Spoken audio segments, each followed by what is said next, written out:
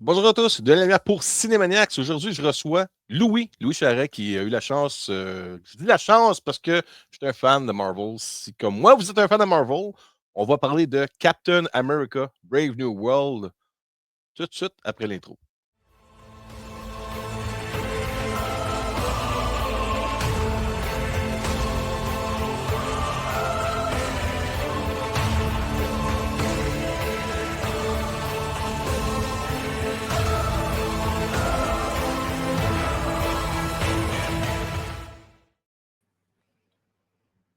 Louis!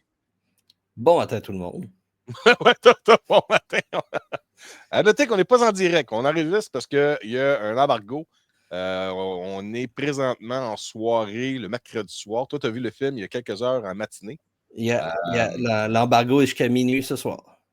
OK, donc si vous voyez la vidéo, c'est que l'embargo est passé. Sans ça, je vais me faire taper ses doigts, puis Louis va se faire taper ses doigts, puis on ne veut pas ça, right? On aime les gens de Disney. On ne veut pas être des brown nosers, mais on aime quand même avoir cette possibilité-là de voir des films pour des critiques. Et souvent, ils donnent des bonnes opportunités, surtout à la grandeur qu'ils ont, puis avec tous les films qui nous sortent. Fait que là, on a vu, avec toutes les personnes qui parlent, on a vu Captain America Brave New World. En français, je ne sais même pas c'est quoi le nom.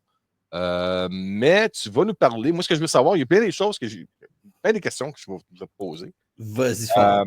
Parce que. C'est pour ça que je voulais que tu sois là. Tu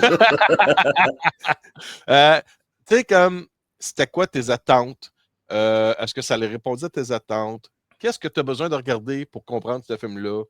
Où tu penses que ça s'en va après? La qualité des effets spéciaux? Harrison Ford dans l'univers de Marvel? Oui ou non? Le nouveau Captain America? Oui ou non? Tout l'univers, le côté géopolitique là-dedans. On va y aller. Vas-y, attendez-moi. Je vais commencer avec la première question que tu avais posée, c'était mes attentes. Mes attentes, c'était un gros zéro puis une barre, parce que souvent, tous les films de super-héros ces temps-ci, c'est du copier-coller. OK. So, je m'attendais pas à grand-chose. Moi, genre, tu dis super-héros, mes attentes sont bas parce que je sais que, genre, on a eu beaucoup de copier-coller puis beaucoup de films qui ont été décevants ces derniers temps.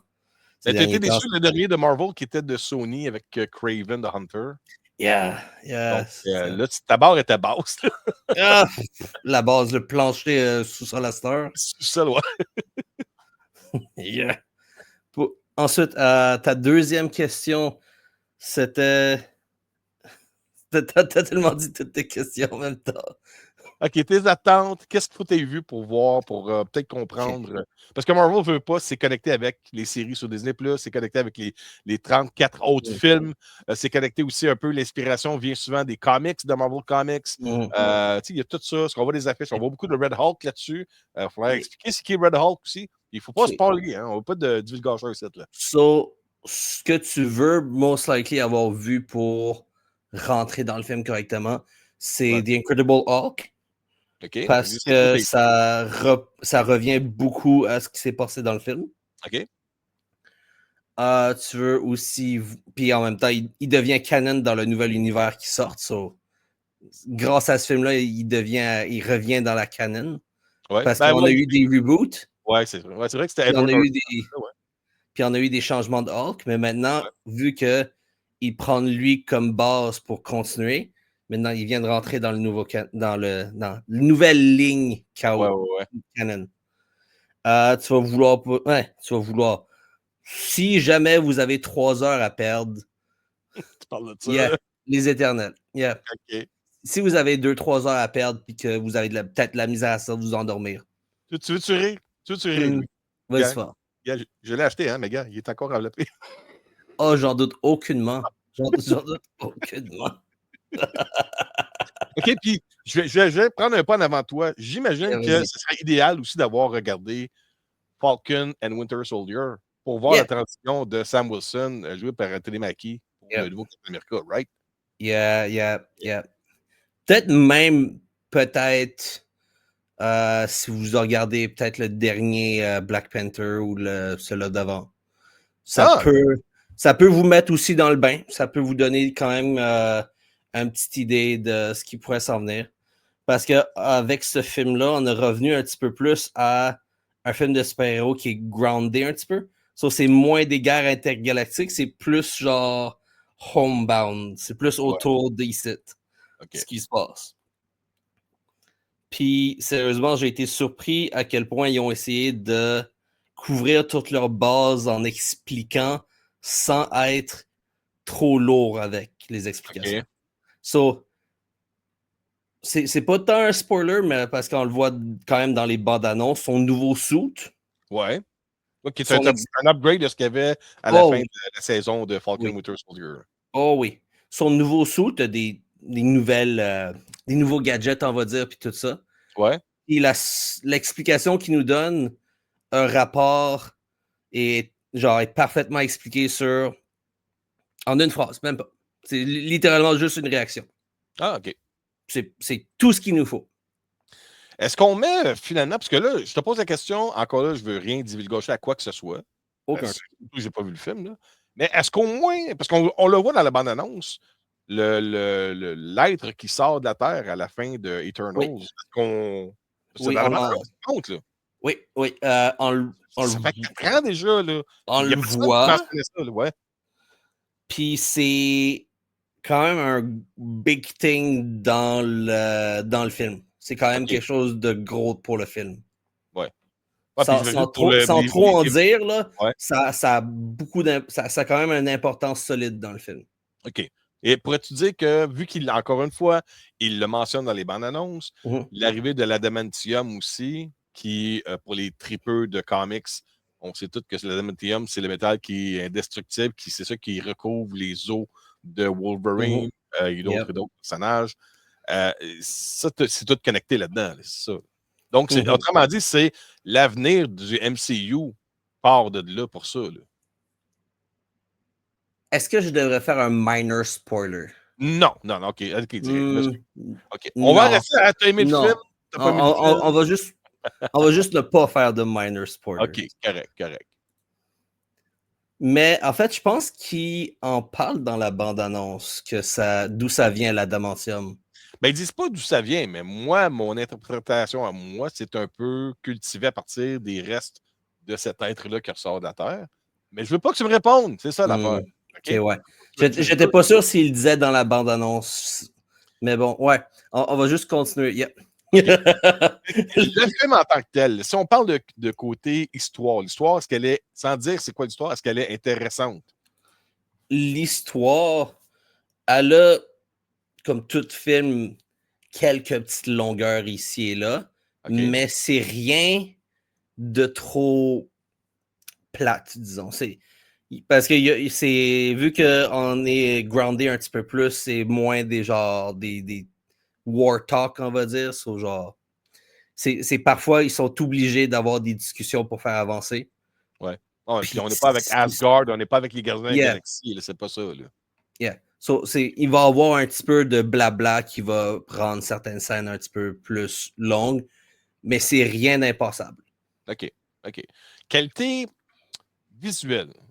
Les effets spéciaux. Là, on voit encore là, je me tiens juste à ce que j'ai vu dans la bande-annonce. On voit beaucoup de scènes aériennes avec des jets. On voit des scènes avec le Falcon, mais le Captain America, puis il y a aussi le nouveau Falcon qui est là-dedans. On voit des scènes avec le Red Hulk. Est-ce que, lorsque tu es assis au cinéma et tu regardes le film, est-ce que ton cerveau te laisse admirer la splendeur du travail des gens sur les effets spéciaux ou est-ce que tu fais comme Oui, mais vu que c'est souvent des grands plans avec ce qui se passe dedans étant genre le Falcon puis les jets et whatever, genre t'étais vraiment concentré à essayer de suivre les mouvements, voir comment ça se bat. Parce que c'est pas nécessairement un style de combat qu'on voit si souvent que ça. Non. J'ai pas eu le temps, les yeux qui ont drifté parce que c'était plate, vu que souvent quand ils faisaient des grands plans, c'était quelque chose d'intéressant qui se passait et qu'il fallait suivre. OK. Yeah. Puis le Red Hulk. Ouais, Red Hulk. C'est Harrison Ford. Yeah. Je vais répondre à 2 de tes questions avec ça. C'est le Red Hulk a été super bien fait physiquement. Genre, comment ça se passe? Comment il se bat et tout ça. Genre, le look est nice. Le look est super nice. Harrison Ford est basically joue Harrison Ford again. Get off my plane! Yeah, kind of that way. He's still the grumpy old Harrison Ford playing grumpy old Harrison Ford. Puis il y avait une scène que son personnage, on le voyait comme c'était un flashback avec la moustache. Puis c'était vraiment weird de le voir essayer d'acte quelque chose qui serait passé dans le Incredible Hulk. Ah, qui est interprété par William Hurt, c'est ça. So c'est comme un peu weird de le voir dans genre le flashback. À part ça, écoute, il jouait bien son rôle. Ouais. Vu que son rôle était pretty much tail off to him. Mais, tu sais quoi, il y a quelque chose que j'ai pensé, puis on le voit dans les entrevues, il a de l'air d'avoir aimé participer au tournage de Captain America Brave New World. Puis il y a une chose que j'ai pu. On dirait que ça m'a allumé une idée dans la tête. Puis je me dis, Harrison Ford, il est rendu à quel âge? Ouais, 80, pas loin. Oh, je peux aller te voir. Je peux aller checker real quick. Tu vas comprendre ce que je veux dire. Je pense que. Parce que lui, il a dit que. Puis là, encore là, je veux pas que tu me spoil quoi que ce soit. Mais lui, il a laissé savoir qu'il serait intéressé à revenir dans le personnage du Red Hulk, qu'il n'y a pas de problème. Tu sais, je me suis amusé, j'ai du fun. À l'âge que je suis rendu, je peux faire ce que je veux, puis ça, je veux faire ça. Moi, je me suis dit une chose, je me suis dit, le côté cool d'un personnage comme Red Hulk pour Harrison Ford, c'est finalement un personnage au cinéma qui va permettre aux gens qui lui posent tout le temps des questions d'arrêter de lui poser des questions sur Star Wars, et sur Indiana Jones, et sur Blade Runner. C'est de quoi de nouveau? Et ça a tellement visuellement de l'impact de voir Harrison Ford jouer dans l'univers de Marvel puis jouer un personnage qui devient un Hulk que finalement, je pense que lui, il vient de se trouver une nouvelle. C'est ce qui va amener de quoi de différent dans la façon que peut-être que les journalistes vont maintenant l'approcher. Il ne sera pas encore écœuré sur Han Solo ou Dr. Jones. Finalement, ils vont lui poser des questions sur Marvel, cette affaire-là. Bien qu'il s'en fout ou non, pour lui, psychologiquement, ça doit juste faire du bien d'interpréter un autre personnage qui va marquer une auditoire générale. Le public, là, pas le cinéphile, le cinéma d'auteur, mais le public qui aime le popcorn et qui aime aller avoir du fun au cinéma, ben, je pense que tout ce crowd-là, moi, ce qui me faisait peur, c'est que si les effets spéciaux ne seraient pas bons et que le monde taperait sur Harrison Ford alors que c'est même pas lui qui est responsable de ça. Mais là, tu me dis que c'est bien fait. Et pour répondre à ta question, il s'en va sur ses 83 ans cette année. Wow! Puis le monsieur, en juillet. Il est âgé, mais il est encore en shape, le monsieur. On le voit dans les entrevues, il est moins vite qu'avant. C'est normal. C'est normal. Moi, j'ai 50, puis je suis moins vite qu'avant.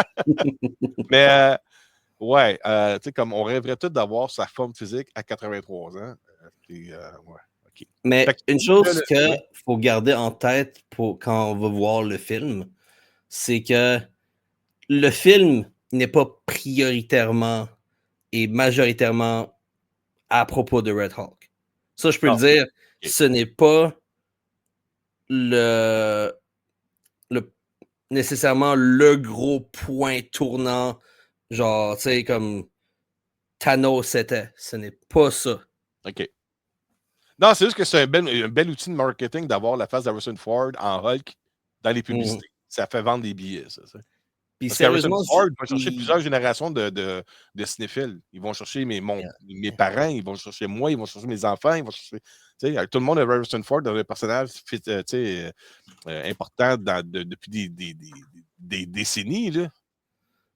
Puis je regarde un petit peu les images ici de ce que le Red Hulk avait été dessiné back in the days. Puis sérieusement, il y a la gueule de l'emploi. Puis comment ils l'ont fait en CG, ça a de la gueule solide.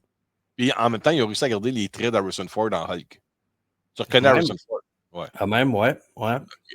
Est-ce que là, tu pourrais peut-être considérer ça comme un minor spoiler. Moi, ce que je connais de Hulk, le Red Hulk, comparé au Hulk, le Hulk, plus tu le mets en crise, plus il devient enragé, plus il devient fort. Le Red Hulk, lui, c'est un peu le même principe, sauf que c'est pas sur sa force, c'est plus sur le feu, la chaleur, la colère. Est-ce qu'on respecte un peu ce côté-là dans le film? Si t'as les yeux assez genre alignés, puis que tu vois, tu essaies de voir vraiment la forme quand il apparaît, puis tout ça, Ouais. ça peut laisser à proposer une possibilité de ça futurement. OK, correct. Bon. Sans Pour le trop en reste, dire. Sans les trop en autres dire. personnages qui sont dans le film, l'histoire, tout ça, t'as aimé ça, là? Yeah. C'est pas tant comédique comme était genre Winter Soldier et genre The Falcon. Parce qu'on s'entend, c'était genre un duo comédique rendu à ce point-là. Ouais, tu parles de ça. Là. Ouais, c'est comme Yeah, un. yeah. Ouais. C'était basically deux dudes qui avaient de la misère à s'endurer, puis genre ils se naguaient. Ouais. So, ouais, c'est pas ça. Moi, personnellement, s'il y avait des parties drôles dans le film, c'était quasi du stock qui était juste genre either des petites jokes qui ont placé ici et là, ou des gags visuels qui étaient voulus ou non. Parce qu'on a une actrice dans le film Ouais. qui est comme notre Black Widows de ce film-là. Ouais. Qui, je sais pas, est grande comment, mais est pas grande. Elle est pas grande du tout. Puis j'ai trouvé ça quasi hilarant que une manée, ils essayaient de walk and talk, mais est tellement petite comparée à genre tout le monde autour que ça en était comédique. Genre, tu OK. sais que dans ta tête, Wilson, il parle, mais tu vois pas. Tu vois juste le gars devant elle. OK, ouais, côté proportion.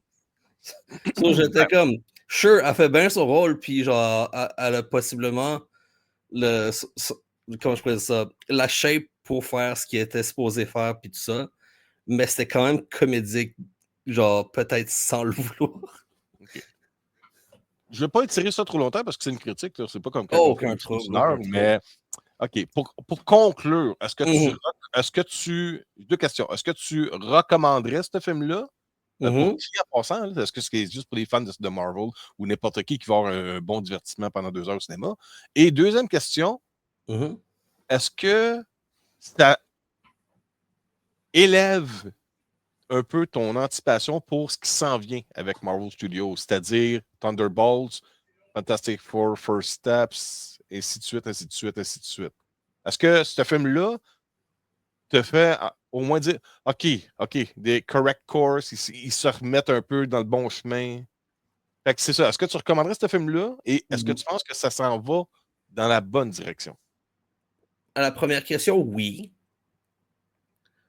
Pour pas mal les fans, et même possiblement pour ceux qui sont pas nécessairement initiés ou trop deep dans les histoires. OK? Vu que, comme je disais, les explications sont quand même bien données sur le pourquoi du comment. Et il y a toujours, genre, si t'es pas nécessairement sûr de pourquoi ils font cette référence-là, ils vont en parler. So, c'est quand même bien round up. Aller le voir au cinéma? Oui. Même si ce serait pas un mardi. Même si ce serait pas un cheap mardi. OK. Full price, ça vaut quand Yeah, même la peine. OK. yeah, yeah, yeah. Et pour la Un, un, deuxième question, un bon full price, yeah. est-ce que ça l'augmente? Est-ce que ça élève ta confiance envers Marvel Studios pour ce qui s'en vient par après? Si on keep course, ça aurait du sens qu'on devrait être dans une pente montante. On devrait être dans une remontée en ce moment. OK, good. On devrait être dans une remontée s'ils gardent l'idée de ne pas compliquer la chose. Ne OK. pas essayer de nous garocher 50 millions de things, de nouvelles choses, puis juste faire comme we'll explain it in 6 movies. Parce que, juste à rappeler que je comprends très bien que le film qui est sorti avant a eu un énorme succès au cinéma, c'est Deadpool and Wolverine. Sauf que ça, c'était une bébête. C'est une bébête bizarre. Là. Justement. Ce que je veux dire, c'est que Deadpool et Wolverine ça aurait été Hugh Jackman et Ryan Reynolds en train de manger du popcorn devant l'écran pendant 2 heures. Ça aurait peut-être fait 1 milliard au cinéma. Tu sais. Tu comprends ce que je veux dire? C'était une Ouais, bébête. Tu sais, peu importe ce qu'elle ouais. allait faire dans le film, c'était juste du gravy et du bonus. Là. Tu sais, c'était juste Ah, le yeah. côté de voir ces deux personnages-là finalement. Ben, je dis finalement, ils ont déjà été ensemble, mais pas dans cette ère-là. Là.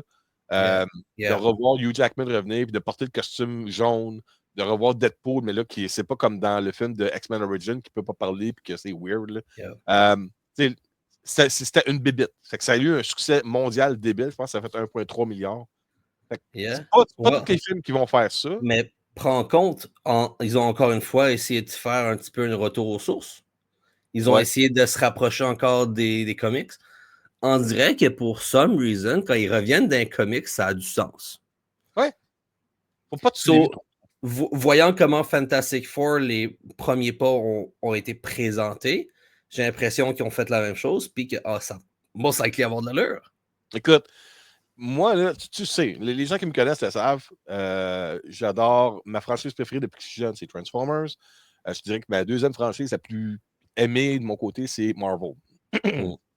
J'ai tous les films chez moi en 4K, le média physique, c'est vous donner une idée. Mais c'est sûr que ce qui est arrivé dernièrement dans les films, ça commençait à me stresser.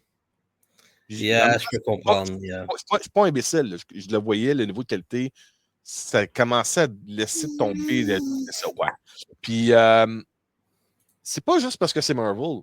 Je pense que pour tout le monde qui va au cinéma, voir n'importe quel genre de film, tu veux que ce soit bon. Il n'y a personne qui dit « Hey, je vais prendre 20$ de mon argent pour aller voir de quoi que je ne veux pas aimer. » Il n'y a personne. Tout le monde veut aimer un film. Là, que tu me dises que tu as aimé ça, c'est pas le greatest of all Marvel, mais c'est un bon divertissement. Tu passes un bon c'est vraiment... C'est pas comment je pourrais dire ça. C'est pas quelque chose que ça me dérangerait pas de réécouter more than one. J'irais le revoir.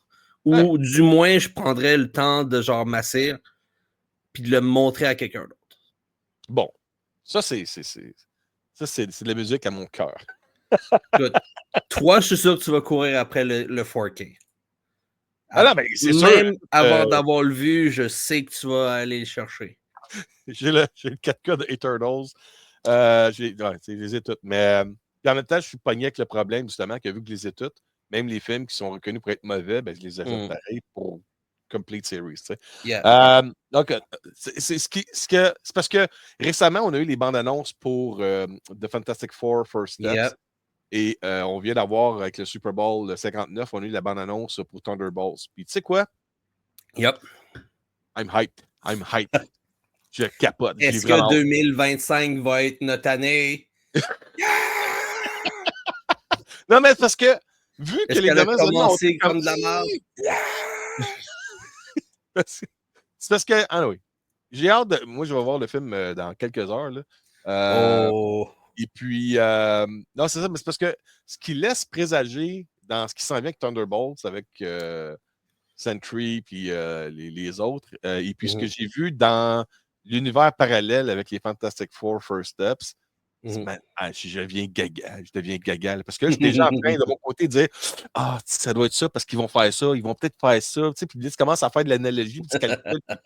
Mais en même temps, c'est ça que j'aime faire. Tu commences à voir des maths qui font juste flotter devant tes yeux. C'est comme. Tu sais, comme le mime avec le gars de Pacific Rim qui essaie d'expliquer, là, puis il vient tout fou. Là, tu essaies d'expliquer quoi? Là? C'est ça. Je deviens de même. Là. Quand je vois des annonces comme ça, là, tu sais, comme, OK, Dr. Doom, il vient de où? Puis pourquoi c'est Robert Downey Jr.? Puis là, après ça, le Fantastic Four, est-ce qu'ils viennent du 616? Puis ils sont perdus là-bas, un peu comme dans Lost in Space. Puis là, vu que, écoute, j'étais même sur le point d'analyser parce que j'ai fait des, tu sais, tu vois un peu comme en haut le font de Captain America pour Cinemaniacs. J'ai fait pareil aussi pour Thunderbolts, puis aussi pour Fantastic Four. Il y a une chose que j'ai remarqué, parce que moi, d'après moi, là, je dévie un peu de la critique, mais pour Fantastic Four, j'ai l'impression que c'est une histoire où est-ce que les Fantastic Four veulent revenir sur la Terre. J'ai pas l'impression qu'ils sont nés sur ce monde d'univers-là.